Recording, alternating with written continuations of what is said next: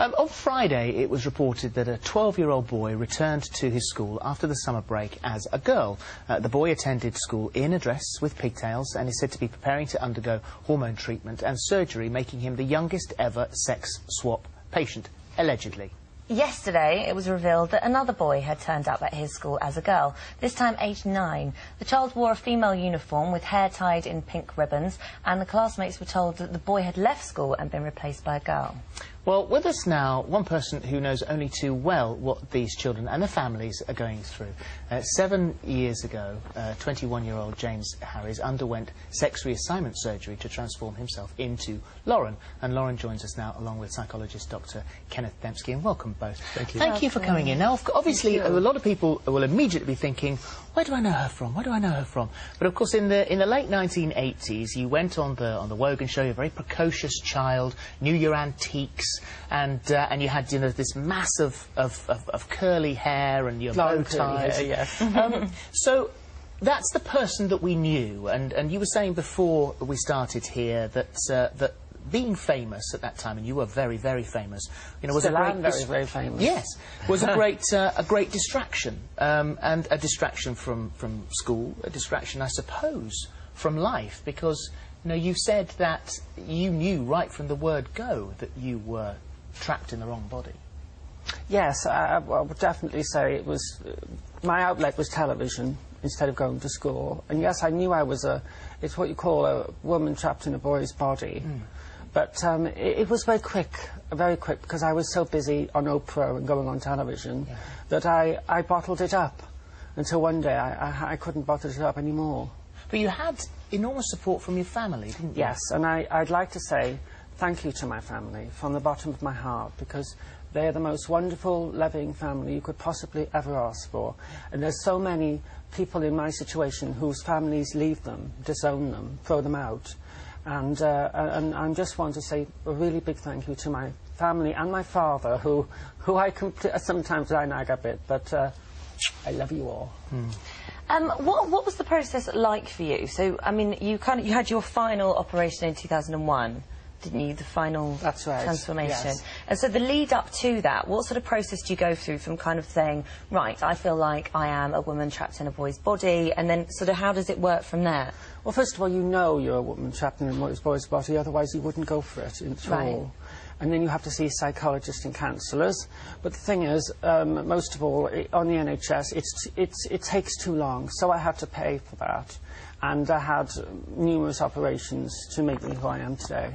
And also mentally put under an enormous amount of stress and pressure. I mean, you did have 2, thank goodness, failed suicide attempts. Yes, I did, yes.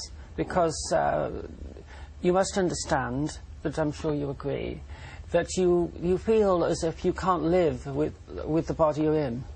So it's either get the scissors, which is how people feel, or just die, basically. And you have to, you feel very impatient. All you want to do is to have this operation. And the problem is, that's not good, because you have to be patient, because in the end of the day, you do have it done. And then you have to live with those circumstances too, because life isn't easy either way. Dr. Dembski, I mean, over the weekend when we read these reports, I mean, obviously you had the first story and then the second story came out. For us it might have been quite surprising, but for you this is nothing new at all. Well, I've been working with trans people and their families for... Excuse me one moment, but I don't like the term trans people.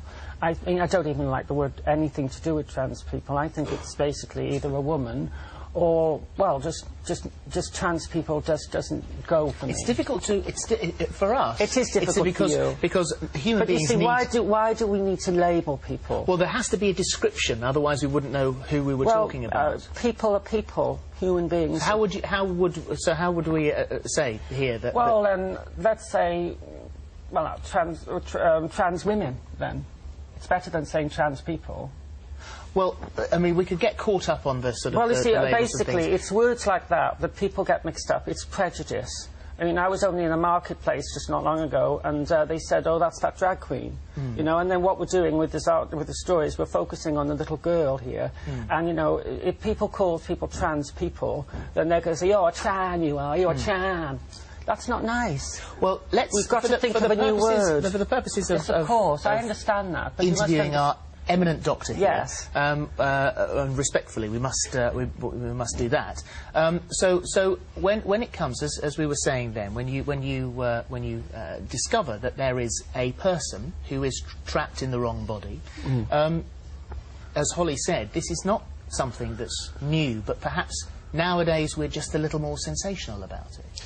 Well, I think where the general public has had its awareness raised to a great degree, that there are many gender variant people across the spectrum, and that they've always been part of the human population, and people are now feeling empowered to realize themselves, to fulfill their potential, rather than suffer greatly in silence or to lead greatly unfulfilled lives in roles assigned to them at birth that sometimes didn't fit at all. So what happens to these two boys now who want to be girls? Their families, it would appear also, as yours did, are hugely supportive. They're at school, which can be a very, very cruel place, and as they and kids have an excuse because they're kids. But as they grow older, adults don't have any excuse, and they will grow up with this prejudice. Well, I think people sometimes focus on transition and focus on how difficult that is, but I think what they're underestimating is how difficult it is to be a person for whom transition would be right pre-transition. I agree. I think that's what we're trying to say is some people think that they are a boy trapped in a woman trapped in a boy's body. You get so confused, but you have to make sure that the person's right for it mentally, physically, because it's a big upheaval.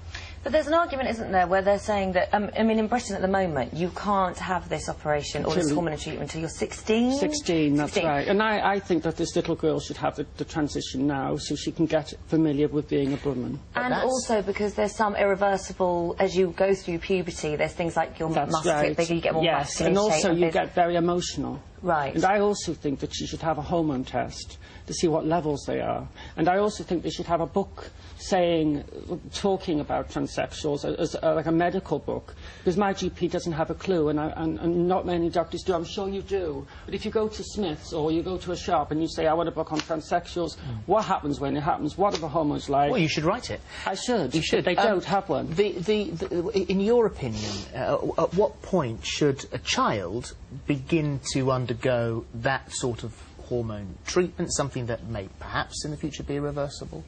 Well, I think that probably the Dutch have a good model, and it's used widely in the States. And it's in quite sharp distinction to the UK model, so it's worth mentioning, I think. There are 5 stages of puberty, and the first 2 are largely insignificant. The big changes come in the last 3. Now, in the UK, there's a rather harsh requirement that a child complete all 5 stages of puberty before that person's gender dysphoria is taken really seriously. And so the person has to go through many irreversible changes before they're allowed to say, you know, this is not my gender, truly. In Holland and many places in the States, where I come from, it's after the first 2 stages when there are minimal skeletal, muscular, vocal changes that have to be then worked against in transition. We unfortunately we only just get into these things, and we have to finish. And there's just one thing I wanted to say. In 10 seconds. Yes, in 10 seconds. I've got a show coming up called 9 to 5.